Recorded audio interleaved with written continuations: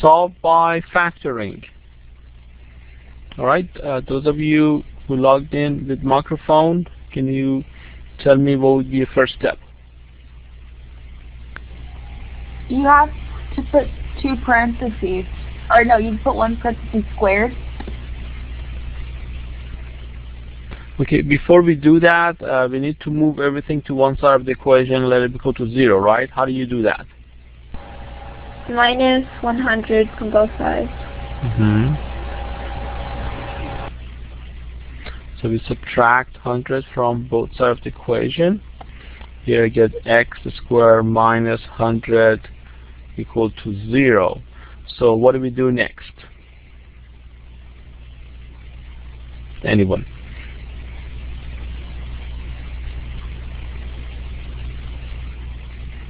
Okay, is this factorable? Anyone with a microphone?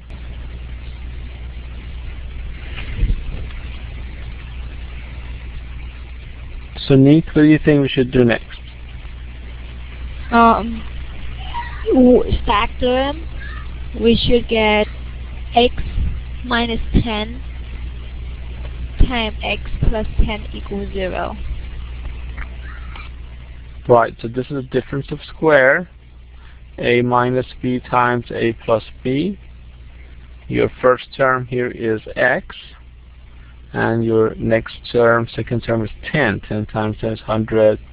So this is how you factor them. Now you let each of these parentheses be equal to 0 and solve for x. So x equal to 10. If I add 10 to both sides of the equation, and x would be equal to minus 10 if I subtract 10 from both sides of the equation.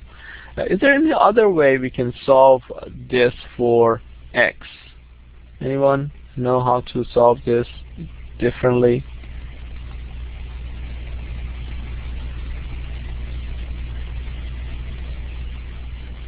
If I have x squared equal to 100, there's another way to solve for it. So x should be equal to square root 10. I mean 100. Right. I can eliminate this square by raising both sides of the equation to the power of 1/2. Right. So if I raise both sides to the power of 1/2,